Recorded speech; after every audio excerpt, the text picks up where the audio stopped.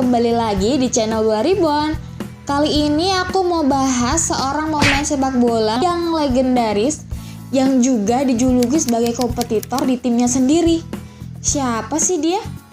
Yap, benar. Namanya adalah Fernando Morientes. Jadi sebelum kita mulai atau kita bahas Fernando Morientes ini, yang belum subscribe dulu ya. Terima kasih. Fernando Morientes menjadi pesaing di timnya. Dalam sepak bola, cerita yang paling tersohor sebenarnya adalah penyerang asal Spanyol, yaitu Fernando Morientes. Fernando Morientes Sanchez lahir di Ceres tahun 1976 dan sekarang Morientes sudah memiliki 4 anak bersama Maria Victoria Lopez. Mari kita intip sejarah awal sepak bolanya.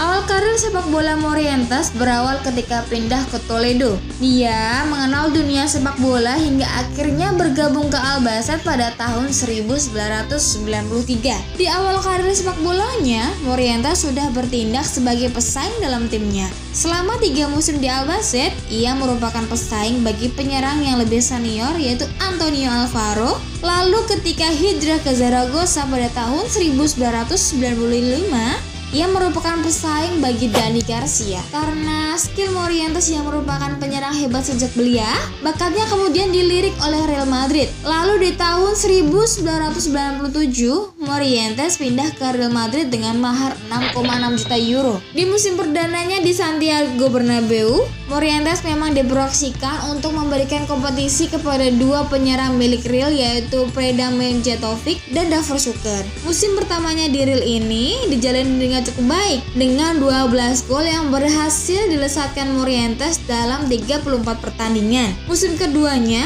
bersama Los Balancos menjadi pertanda di mana karir sepak bola Morientes kemudian lebih dikenal sebagai kompetitor. Julukan Moro diberikan kepada Morientes selama dia berkarir di Madrid. Bagaimana para penggemar memberikan affection alias afeksi dalam tingkatan hebat kepada Guti Hernandez dan Raul Gonzalez. Morientes mengalami perlakuan yang berbeda. Dia dianggap tidak memiliki kebesaran yang serupa dengan Guti dan Raul. Bagi mereka, Morientes adalah pesaing, terutama untuk Raul yang begitu dipuja di Santiago Bernabeu.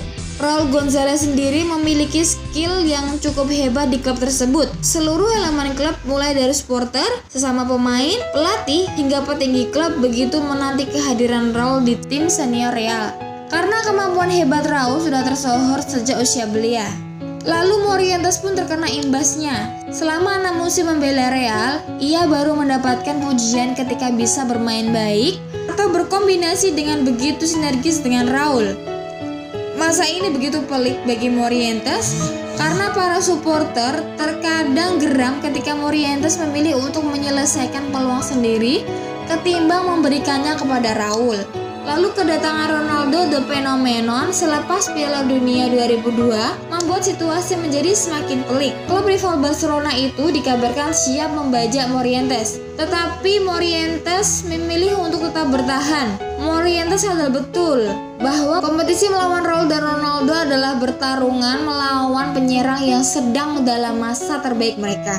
Kemudian Morientes mengalah ketika datang tawaran untuk bermain di Monaco dengan status pinjaman. Dia menyetujuinya, tapi justru di klub negara kota ini, Morientes berhasil membuktikan diri kepada Real Madrid, kepada Raul, dan tentunya kepada para supporter di Santiago Bernabeu. Masih segar dalam ingatan bagaimana Morientes mencetak 2 gol penting yang kemudian meloloskan Monaco ketika mereka berhadapan dengan Real Madrid di musim perempat final Liga Champions musim 2003-2024. Ketika Monaco berniat untuk mempermanenkan status Morientes, Real menolak. Morientes pun terbang dengan harapan dia akan mendapatkan perlakuan yang lebih baik di Santiago Bernabeu. Apesnya di proyek Galacticos justru kemudian membuat Morientes kembali tersisihkan. Kali ini disebabkan oleh kedatangan penyerang asal Inggris yaitu Michael Owen.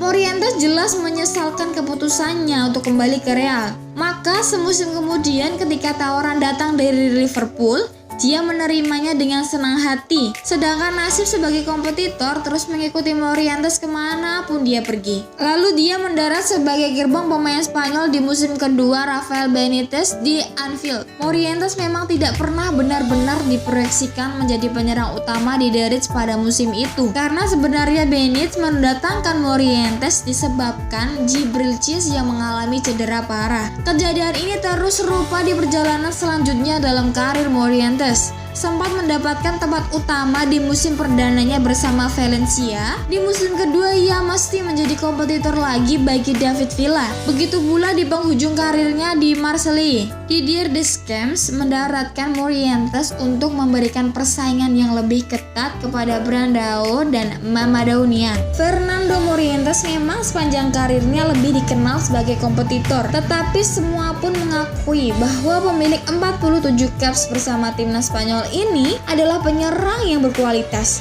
Morientes adalah tipe penyerang dengan reaksi yang sangat baik dan dia juga tangguh dalam duel udaranya. Terlebih Morientes adalah tipe penyerang yang jarang ada. Morientes justru akan tampil lebih baik memainkan peran sebagai penyerang yang mendukung penyerang lain.